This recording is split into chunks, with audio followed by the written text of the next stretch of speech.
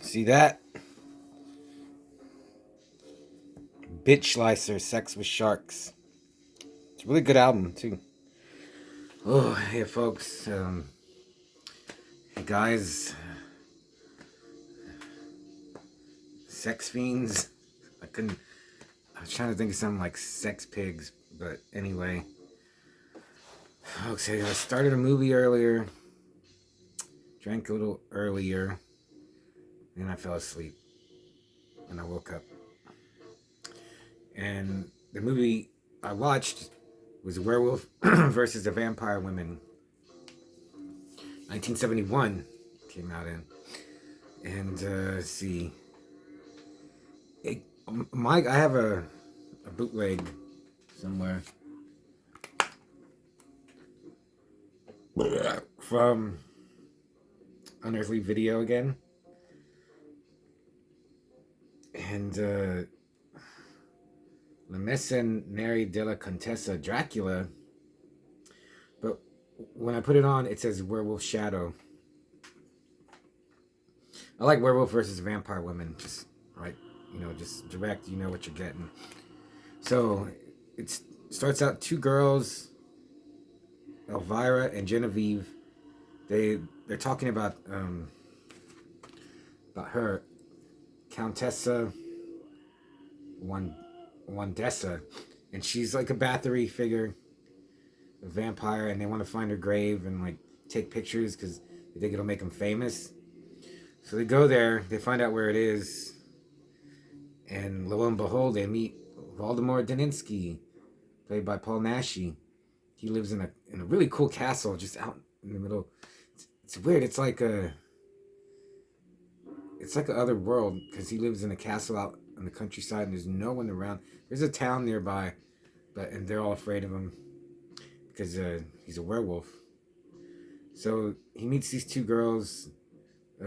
Elvira, played by Gabby Fuchs, and Barbara Capel plays Genevieve. And as I was watching it, like, I was like, man, this girl Barbara Capel, she's really cute. It's not like super gorgeous, but she's definitely cute. And when she becomes a vampire, she gets even cuter. Okay, but before I don't want to forget about this, but there's the guy who does these, Kay. He also puts a bunch of trailers for other movies he sells. So I watched them after, and he has this movie called Magdalena Bewitched by the Devil, I think, also known as The Devil's Female. And I was like, man, these Euro babes are so smoking hot. There's this girl, and she has a weird name, and she's German, Dagmar Hedrich. And I was watching the trailer, and I was like, who the hell is she?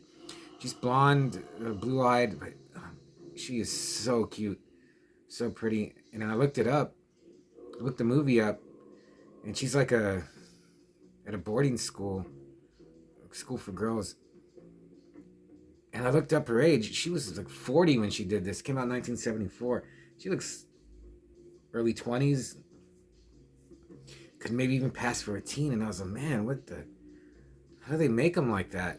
She's just gorgeous. And I want to get that movie now just to see her. And I hear she's naked in it a lot. So, that'll be great. So yeah, Dagmar Hedrich. Look her up, man. Oh, so this was directed by Leon Klimovsky. And just when I heard his name, I was like, that just sounds like a great director's name. But he's really not that great of a director. Because he made Vengeance of the Zombies, which I did not really like. But he made a lot of movies, but he made a few, but he made one, two, three, about 6 horror movies. He made the Dracula saga, Dr. Jekyll and the Werewolf, Vengeance of Zombies, The People Who Own the Dark, and A Dragonfly for Each Corpse. And something called Night of the Living Dead, I think, also. So I'm going to check a couple of his movies out. Fortunately, this movie's great. I really liked it.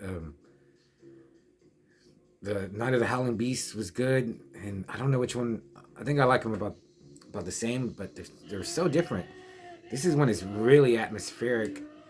The only thing when it starts, when the werewolf shadow logo comes out, it has kind of like a upbeat, not quite funky, but just it totally did not fit the vibe that I was feeling. And I was like, man, I hope this music's not like Venge of the Zombies, but it's not. It goes into the gothic, spooky horror vibe, and just yeah, this movie was really good. It is slow, and towards the end it kind of meanders. I was reading reviews, and it said like there's an American, like when you buy those 50 packs of movies, the American version cuts out these scenes where I guess not all, they can't cut them all out, but there's a guy looking for her boyfriend, I guess, looking for Elvira, and he's a cop, and it's not long, but there's scenes of him like questioning the locals. He talks to the mayor of the town, and that really just almost brought the movie to a dead stop. So I was like, yeah, that's probably one good choice, like an American version that's cuts. I mean, you can't cut him out because he's at the very end, but there's like one scene. There's like 3 scenes where he's talking to people. There's one, I saw that he's talking to a girl at a bar, and that would have been fine. So yeah, like I said, there's when the vampires come. Oh yeah, the Countess Wandessa is played by Patty Shepard, and it said like they thought she was gonna be like the new Barbara Steele because she looks a lot like Barbara Steele, but she's American, but she looks European. She looks really cool in her dress, and she has this hood. I don't know, not a hood, but like a hat thing, and she looks cool. There's only 2 vampire women. Uh, the girl Genevieve becomes one. Yeah, like I said, when she becomes a vampire, man, she's so cute. And they move in slow motion, and that really adds to the feel of the movie. A lot of fog. There's part where like they're walking down hallways and there's fog. It's in slow motion. I was like, you got me. You got me, Werewolf Shadow. Again, Paul Naschy is a werewolf. He looks better. He looks pretty cool, actually. Halfway through, at first I was like, he always looks kind of dumb. His transformations, he's just like, rawr, rawr, like raw. I mean, American Werewolf in London. That transformation is just, you know, be the best. But he's just doing, like the 1940s werewolf. I mean, he didn't know what. I mean, with their budget, he couldn't do anything. Probably he could never even think of something like that. But he's really good as the werewolf. No gore, but there's definitely blood. There's a part where he kills a guy and there's a big chunk of meat and lets it fall out. As atmospheric and like spooky as this movie is, there's some parts that are pretty funny. Like this guy confronts him because everyone knows he's a werewolf, but they're all afraid of him. So this guy confronts him because his wife disappeared, and he knows he probably killed him. But I think it was actually the vampires. The vampire women were killing the locals, and they think he's doing it. And he just attacks him. Like you just see Voldemort just walking, like going for a stroll. Just out of nowhere, this guy comes and grabs him, and they're like, and they push off, and Voldemort's like, "Why'd you attack me?" And the guy, his performance is just really funny. And then they tussle again. Voldemort pushes him, and he falls on his own knife. And it was just more funny. There's a couple of scenes like that. Also, and I really like this about it. Voldemort and Elvira go for a walk, and she's like, "I'm gonna go check out the monastery." And there's just a zombie. It's actually, it looks. Have you seen the Tombs of the Blind Dead? It almost looks exactly like one of those, except it has eyes. You can see the eyes, and I really like that. It was like there's just like a monk zombie. They say that he was resurrected by the Countess Wandessa, but he looks like a zombie, and they kill him too. But I was like, that's cool. Just I want more monsters or zombies or whatever. Just throw in as many as you can. It makes it better for me. And he looked cool too. And then what else? And then finally, but also, like Elvira. Oh yeah. Also, still like Naschy is so influenced by Black Sunday. He just loves that movie. You can tell because they resurrect Wandessa the same way they resurrect Barbara Steele's character by like opening her crypt and spilling some blood on her face. So that's how Wandessa comes back. She wasn't just like hanging out all this time.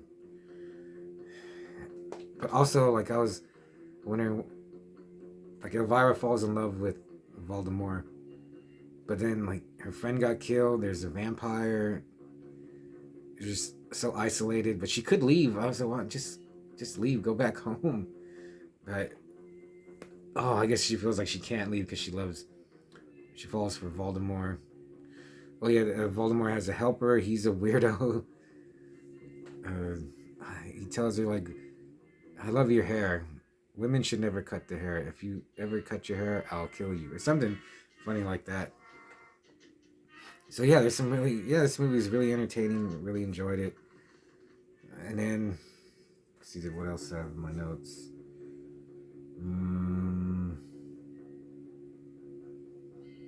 Dagmar Hedrich, man, god damn, she's a smoking piece of ass. If you're wondering, I'm listening to this Funnel Vision tape that I have. Sounds pretty good, right?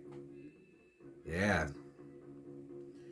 So, Werewolf versus a Vampire Woman, Werewolf Shadow, has a couple other titles. I would say, if you like the Euro horror, must see, must own. But see, I got a bootleg because I don't know where you could get a good version of it. I think it's on Tubi. Or so, I guess just check it out there. But I like to have copies of movies I really like, and I really like this one. Oh man, Jesus, I want to give it a 5, but I just can't for some reason. But I'll give it a 4, and I guess I'll rate it higher than Night of the Howling Beast. I'll give it a 4.5 hands because I really liked it. This is a movie I'll be returning to like forever. Let's see, am I missing anything? I guess just the final battle between the werewolf and Wandessa. It was actually better than I thought, but it was still pretty short, and someone said anticlimactic. Well, yeah, there's a lot of good shots of like the moon going down. I mean, the sun going down, and the moon, the countryside. It's just great. It's like you're almost there in a way. So yeah, I thought this was great. I can't find my Return of the Werewolf. It's around here somewhere. I'm gonna watch that. Might watch something else in between this. So it's getting late. I think I'm gonna go to my friend's house and drink a little. That's why I drank earlier, because if it was now, I would start drinking now, and then I wouldn't be able to drive. So thank you for checking out this video. We got one more day till Halloween, and I don't know what I'm gonna review. I'm gonna do something special. I don't know. So, Werewolf versus a Vampire Woman.